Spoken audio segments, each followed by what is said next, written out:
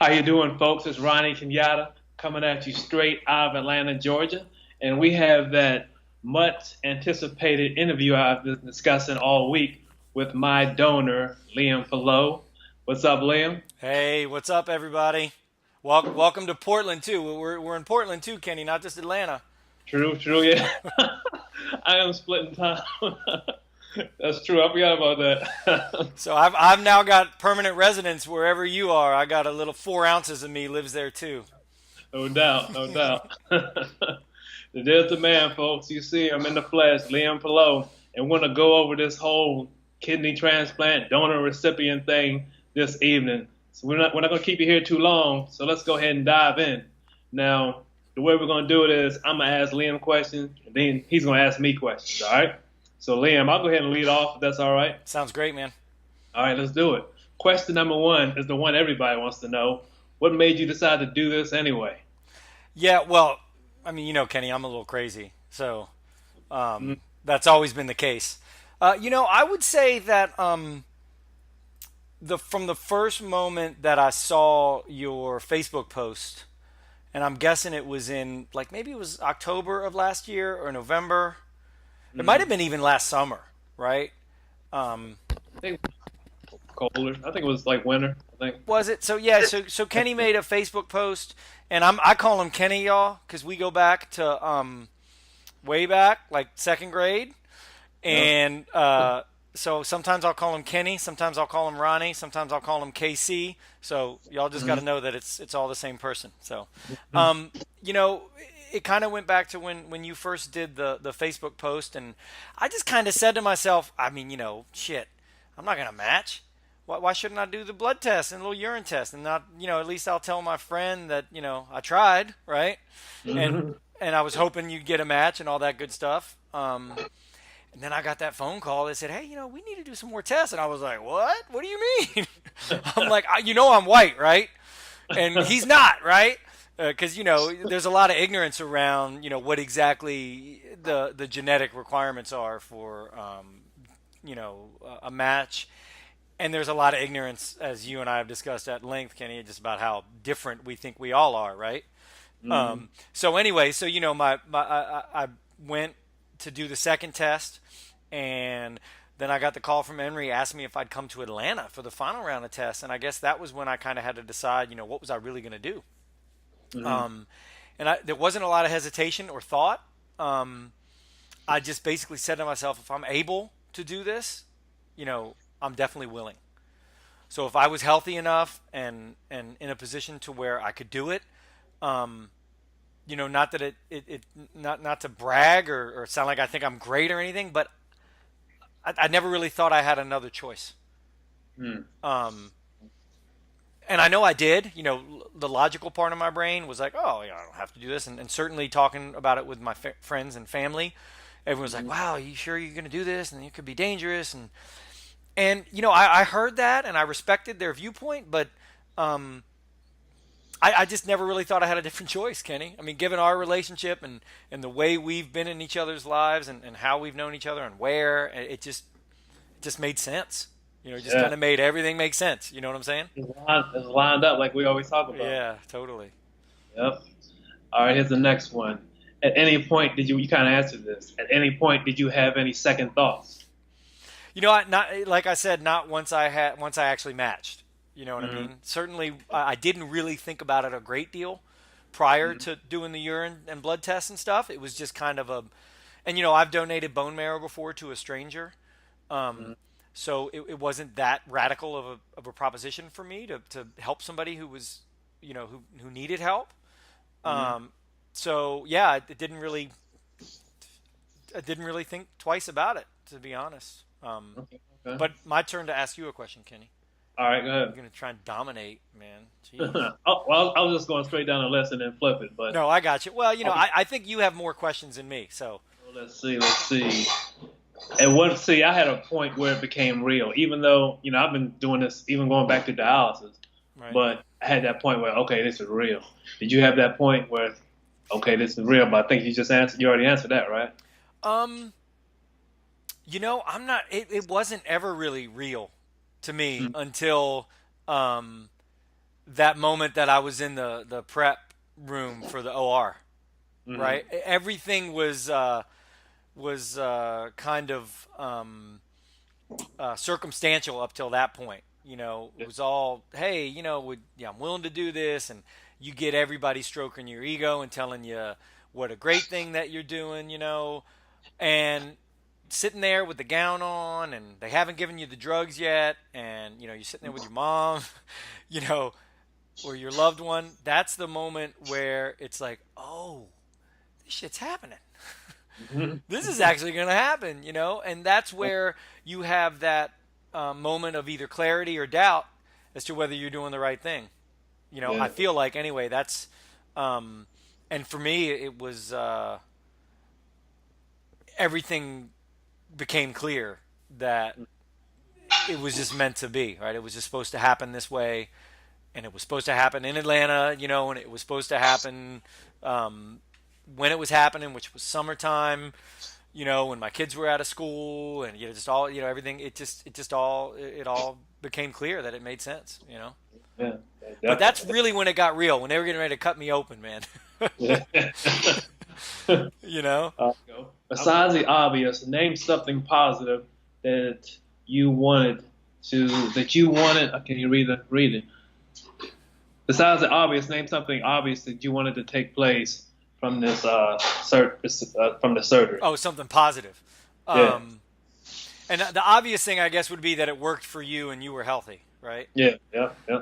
And a less obvious thing, a positive thing that I was hoping was that it would give me an opportunity to, kind of check myself a little bit, where I'm at in my life, what my priorities are, what's important to me. Um, not that it's necessarily a moment where your life's in danger or a near-death experience or anything like that. But anytime you're going in for surgery, you gotta think about the slim possibilities of that stuff. So I was always hoping that I'd get an opportunity to take an inventory, a personal inventory of where I was Mm. in all of my relationships, in all of my places, and frankly, I hope that it would further deepen our friendship and connection. Because we've been friends for so long, and Yeah, living in different cities and having our own lives and everything. You lose touch with people nowadays, even with Facebook and everything else. So I was looking forward to that too. Knowing yeah. that you and I were going to be friends forever, no matter what, for sure. Well, you damn better be. We better stay in touch, right? Without, without, without. Man, so I'm gonna go with the kind of fun question then. Fun question of the evening. Okay. All right. What is your choice for naming the kidney? Oh, you know, I don't know, man. I mean, it's not really mine anymore, right? You know what I mean? I mean, truthfully, all kidding aside, um, you're responsible for it, and you're the one who's taking care of it now. It's working for you, right? Hopefully, it's working. Is it Oh, working? yeah, 1.44 creatinine last time we checked. All right, good, good. You still making the Liam aid like we were talking about? I just, uh, I would just call it, my gift. I don't know that I have a name for it. What do you call something um, that you are willing to give to somebody to help to keep them alive, keep or Yeah, give them back the life that the ability to have the life that they want to lead. So it's a fun question, but it's kind of everything around this topic is kind of emotional for me, Kenny. You know what I mean? no, And same probably here. is for you too. Yeah, no doubt. Um, so I guess we could call it the 4-pointer. A little bit of an inside joke from how deep Yeah, I used to yeah, shoot threes when Kenny and I played basketball together back in the yeah, day. That one of yeah. our friends, Dewan, who I'm sure is going to watch this, and Michael, who I'm sure hopefully will watch these videos, remember about the guys asking them on the sideline if I realized that there was no such thing as a 4-pointer.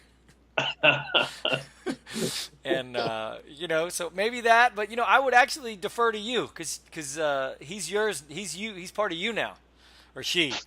I identify my kidneys as female. I mean, as male, by the way, Kenny. Just so you know. in case there's any question.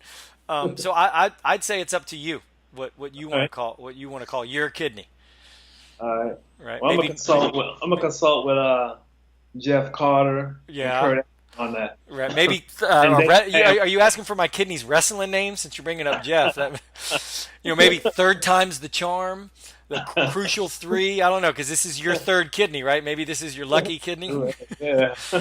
Lucky Charms, definitely should be an Irish name, right? A House of Pain, because we've been through a lot of pain. Everlast. Everlast. I mean, Well, hopefully it's Everlast. going to last forever. I mean, Yeah, that's it. Done there deal it right is. there. All right, we got it. So we named them together. So I think, kind of informationally, what disease, why don't you share everybody the name of the disease that you have and used to have because this new kidney don't have it. So what was the disease and what did it do to you? It's called FSGS, focal syndrome glomerular sclerosis. And basically, it's when the protein starts leaking in, well, you develop scar tissue in your kidneys and your filtering agents of your kidneys, right? Right. So when that happens, you start to leak protein. Protein starts to leak in your urine. Got So it. basically, the scar tissue just eventually keeps spreading, keeps spreading, and keeps spreading till it shuts down your kidneys. Gotcha. Kidneys are full of scar tissue, and everything just shuts down. And it's an inherited condition? That's the thing. They don't know. I've been with Emory since day one, and no one knows. Wow, that's crazy. So it's like a lot of things out there where this really bad thing happens and they don't know what the hell's causing it. Yeah, basically, yeah. Wow, that sucks. I know. And how many people? Do you know how many people come down with it every year? You see any stats? No, I haven't looked at stat, man. I had this since 2002, man. I did all that stuff in the beginning. I haven't Right. really looked back. Totally, totally. But it's definitely something. It's definitely a real condition that's affecting people. So Oh yeah, no question. Especially in the African American community, yeah. that makes so that leads me to believe that there's some kind of genetic component to it, but they can't nail it down, huh? Yeah, Gotcha. Well, good thing you can still get some white people's kidneys, right? yeah. No doubt. So at least this white person's. It's the only one I can speak for. Mhm. So tell me, what's one piece of advice you would give to someone who got that diagnosis, or even a diagnosis, another kidney diagnosis that tells them that they're going to have to get dialysis and eventually, either die or get a new kidney. What's one piece of First, advice you would give that person? Walking out of the doctor's office, you bump into them in the hallway. They tell you, "I just got diagnosed with kidney disease X." What would you tell them? well, first thing I would tell them is you have to stay positive. Stay positive and realize there's a higher being up there working along with you. We talked about that. Yep. The universe, but stay positive. Realize there's someone on. There's a being, whatever term you want to use, that has your back throughout this process. And do what your doctors say, but also I learned there's no excuse. I'm just going to use dialysis as an example. There's no excuse for you to be sitting there feeling miserable like, many people do during dialysis. I did my research. I found something that worked for me. And once I implemented that, I can't say I felt great, but I felt normal as I could feel, in my situation. Right. So you have to, yes, do what your doctors say, follow that protocol, but at the same time, do your own research and take care of yourself. Take care of yourself. Self care. Yeah, that's really important. And that's any disease, right? Don't give into it, right? Don't be a slave to your condition, right? Exactly. Don't be consumed with ignorance. Right. You have to take care of yourself, and you have to do your own research. You have to empower yourself. Right. That's what's going to keep you going. That's what's going to keep you from, I'm done, I can't make it on those bad days when you're dragging. Right. That's what's going to keep you going. So Cool. That's good. That's good advice for just life, man. right, exactly. Yeah. It's part of life. Cool. Yeah. So tell me how it felt when you realized, the moment that you realized that you would have to have a new, quote unquote, kidney or be on dialysis forever. What was that moment like for you? See, it was crazy because I was barely on medications throughout the whole process. I was just watching my diet, and I remember I was in Whole Foods doing some work, studying, and I just threw up. I knew that was a major symptom. So I went to the doctor. My creatinine was at 9. Boom. Next day, dialysis. Next day, dialysis. Literally, man. Next day, I'm waking up with the tube hanging out my So it stomach. just happened overnight. Pretty much, yeah. Wow. Yeah. So you didn't really have a chance to process it. You were kind Nope. of forced into it. You think that helped or hurt you in the process? Oh, good question. Um, I guess it helped because it I guess it was like a reality check. Like that. I told myself we were in Buffalo, when I was working in baseball, we were in Buffalo. I walked into a dialysis clinic. I said, it was just depressing. It just was like death. I said, Right. I'm never going to be in one of these places. Next thing you know, the next day I wake up from this, no, when I wake up from the surgery, I'm doing dialysis. Oh man. So that's a reality check right Yeah. there. I'm Totally. like, this is serious, you Yeah. know? So, So along those lines, do you think that this whole process that you've gone through has helped you in any way with your spiritual relationship with the end that we all face? Death. definitely, definitely. I can't say I'm to the point where I don't fear it, but I feel a lot. I feel a lot better about it. I feel that we all know what's going to happen, but that's not a surprise. Right.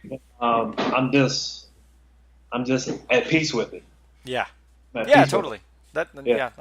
Yeah. It's helped me, Kenny, to be honest with you. So, Hmm. for me personally, because it's like at the end of the day, it's like I said, taking an inventory of what's happening in your life, right? No, All right. So you had your funny question, so I get one funny question too. All sounds good. seriousness aside, because you know how serious I am. Um, how has my kidney affected your superior dancing ability and your lack of an effective 3-point shot? Well, man, the dancing shoes, I haven't seen them since like bus stop. No, no, no, since old school Buckhead. Right. Like, So they're hung up, huh? yeah, like Might be late. time to get them back out, man. Hey, yeah, you're right. After all this, yeah, Right. but late '90s, man, they've been in the closet all dusty. You know what I'm saying? Like I said, late '90s Buckhead. That's when they were at. That's probably when they were out there. Well, now maybe you can find a couple months, maybe you can find you a pickup game out in Marietta or something and see how that 3-point shot is, right? Yeah, yeah. That's that set shot you like to shoot, where you get both feet planted in cement, stand there and And sometimes it goes in. Most of the time it doesn't. hey, whatever. When it goes in, it's all the ones you remember. Exactly, exactly. Um, I just wanted to say that I couldn't be happier for you and for anybody out there who ever, you don't have to do something like this. You don't need to give somebody a kidney. You don't need to give somebody, sometimes you can just give somebody a hug, right? You don't Mhm. have to give anybody an organ and I just hope that people who see what you and I went through and what we've experienced and what we experienced together, that if they get the opportunity to do something, that it just makes them think about it. And Mhm. maybe they'll decide not to do it. Maybe they'll decide to do it. But if this just gets one person to really think about it, being able to have that impact on somebody, you know, um, that's all I hope for. Besides, obviously, you being back to you, right? Yeah. Good. Yeah. I So, mean, I appreciate everything you say, and I agree with everything you're saying. I can't thank you enough. Once again, there'll be plenty more thank yous coming your way. right on. And at the same time, I'm with you 100%, man. If you can touch somebody, if this video right here or this whole process can touch one person to make them, to put them in a position to possibly save someone's life, we done all, we've done everything right there. That's right. No, but I want to hit home too. You just gotta stay positive, and you can't give up. The minute you walk outside in this world right now, you are hit in the head with negativity 24/7. And if people can rise above that, if we can all come together and rise above that and use this as the catalyst for that, man, that's a beautiful thing. So Yeah. that's my thing, man. Stay positive, believe in yourself, and don't let ignorance bring you down. Right You on. know, that's it. Sweet. Well, I want to say thanks to everybody who watched this video on Kenny's channel, and I'm gonna let Kenny take it from here because this is his channel, y'all. I appreciate that. And let me close it out. Well, there you have it, folks. The highly anticipated interview between myself and my donor, Liam Pillow. Please do us a favor. Like the video. Share the video. All you got to do is click down there. You'll see it. Like it. Share it. And get it out to the world. Let it go viral. Subscribe to Kenny's channel. Out to the channel. There's another plug right there. Get it out to the world. And let's see if this thing can go viral. That's all I got, man. All right, Kenny, take care, man. All right, man. You too.